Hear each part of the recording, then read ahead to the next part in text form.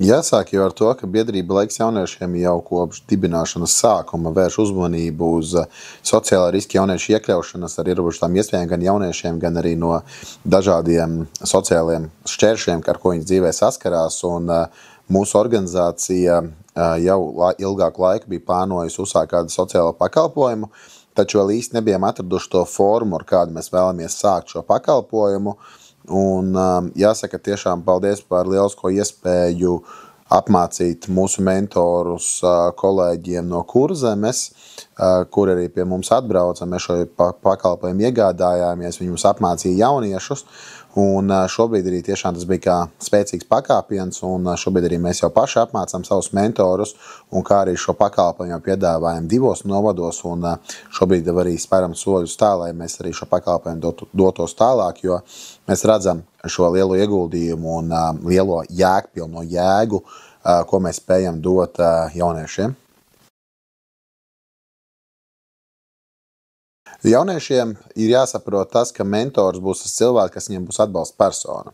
Un tas, ko mēs arī esam novērojuši šo pakalpojumu sākot, nedz sociālajiem dienestam, nedz jauniešiem, nedz arī mums kā pakalpojumu sniedzējiem, nebija īsti skaidra tā viena vīzija, un nācās apbružāties, nācās saprast to zelta vidusceļu, un šobrīd jau, kad pakalpojums nedaudz iekustējies, mēs arī skaidri varam nodefinēt, kas ir tie galvenie jauniešu iegūmi. Tātad jaunieši visbiežāk saskarās ar šīm komunikācijas, izglītības, atkarību problēmām, un mēs kā mentori, atbalsta personas, cilvēki, labā kreisā roka saucamā, kā mēs gribam, esam tie, kas mēģina motivēt, izkāpt no tā saucamā, kā mēs organizācijā definējam, burbuļa, un paskatīties uz dzīvi arī no citas skatu punkta. Un tiešām tas ir daļai izdevies, lielākoties. Protams, ir gadiem, kur ir negatīvāka pieredze, pozitīvāka pieredze, bet es definēju to, ka tas ir galvenais tiešām izkāpt no burbuļa un paskatīties uz dzīvi no citas skatu punkta. Mana emocionālā noturība. Esmu pa dzīvi diezgan emocionāls cilvēks un spēju ātri vien uzsprāgt jautājumos, bet novērojot šos dažādos jauniešu profilus, kādi viņi ir, ar ko viņi dzīvē saskaras, tad ir jāsaprot, ka tomēr šie slāņi ir diezgan dažādi. Tiešām, ka mēs pat nevaram iedomāties, kādos apstākļos dzīvo jaunieši, ar ko viņi saskarās ikdienā, un ka mūsu mana personiska emocionāla uzplūde droši vien nekādā veidā nevar būt saistīta ar tiem jautājumiem, kur dažkārt tā notiek. Ir jāsaprot, ka tie jaunieši izaicinājumi ir ļoti dažādi. Vienam tas grūtais, tiešām smagais var būt vienkārši neveiksmes mācībās vai neveiksme komunikācijā ar skolotāju. Citam tas var būt tik tiešām ļoti kompleksa problēma, kas saistās gan ar problēmām ģimenē, gan ar atkarībām, gan daudz ko citu. Tātad šie izaicinājumi tiek veidoti no ļoti dažādām puzlēm, un dažkārt mentors strādājot ar vienu jaunieti var atklāt 3-4 problēmas, bet īstenībā mentoru tīklā viņš ir ienācis vienu maziņu. Tā kā vienu konkrētu nenosaukšu, bet tas ir sākot no atkarībām vispārējā, un ko te mēs varam sniegt visu iespējamo no savas sirds un no kolēģi darba. Ir mentoringa neredzamā daļa, mentoru pakalpojuma neredzamā daļa. Mums organizācijā šis tiešām ir diezgan, es gribētu teikt, liels administratīvais sloks. Mums ir gan dažāda dokumentācija, kas ietver klientu lietas, iekšējos materiālus, mācību materiālus, parakstu lapas un vispārējais. Un tā tad arī šeit ietilps klientu lietā saucamā tāda ikmēneša atskaišu lapa, kurā tiek mērīts arī šī dinamika, mēnešu progress un arī noslēdzo pakalpojumu. Tā tad tiek apskatīts sākumā uzstādītais mērķis ar sasniegto. Tad mēs arī to redzam, cik mēs tālu posmā esam. Tas ir pirmkārt. Un otrkārt, jau iepriekš intervējo kolēģi ļoti skaisti un tieši pateica par to, ka mentoram ir jāsaprot, un viņam arī pašam ir iespēja ļoti labi redzēt jaunieti un kā dinamiski viņš mainās. Jo man arī personiski mentorējot vairākus jaunieši ir ļoti labi redzams šis profils, kāds bija jaunietis sākumā un kāds jaunietis ir vai nu pēc 3-6 mēnešiem, cik viņam ilgs pakalpojums ir. Tā kā es gribēju pateikt, ka šeit ir 2 virzieni. Viens ir oficiālais dokumentālās administratīvais un otrs ir reāli cilvēciskais.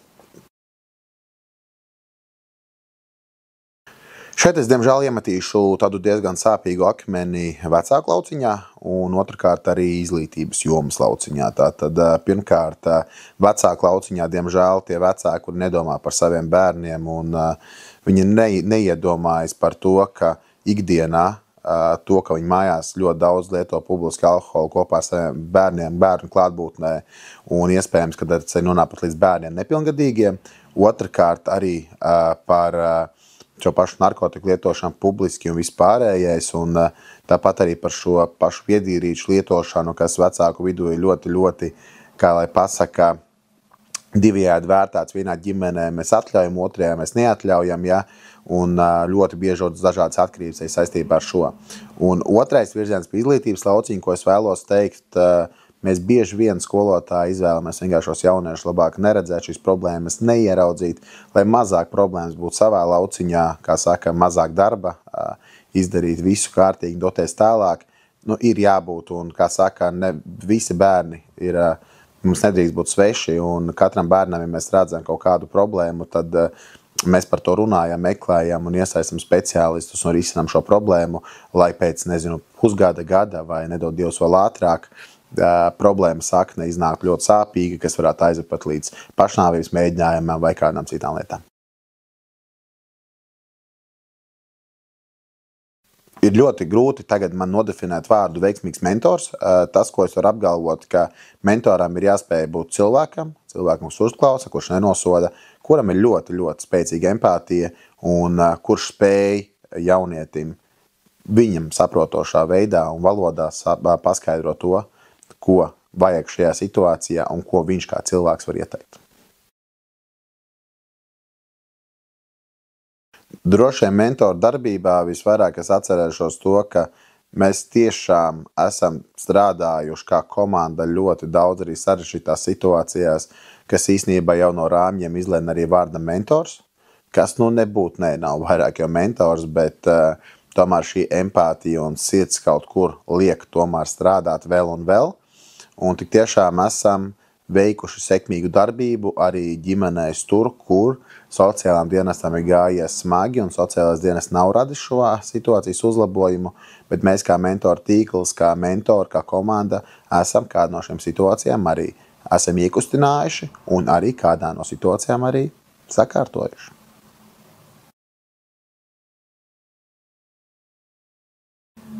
Šeit es izteikšu diezgan skarbi. Jaunatnes jomā vispār jābūt ar cilvēkiem, kam darbs ir sirds darbs. Ja jūsu darbs nav sirds darbs saistībā ar jauniešiem, jums būs ļoti grūti kļūt par mentoriem. Jauniešu darbs ar jaunatni, nozīmē to, ka mums visiem ir jāstrādā kopā viena mērķa vadītiem.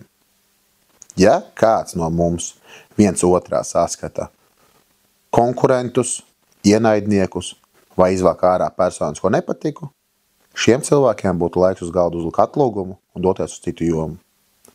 Jaunatnes joma ir starp institucionālā sadarbība, darbs komandā un viena mērķa vadīts.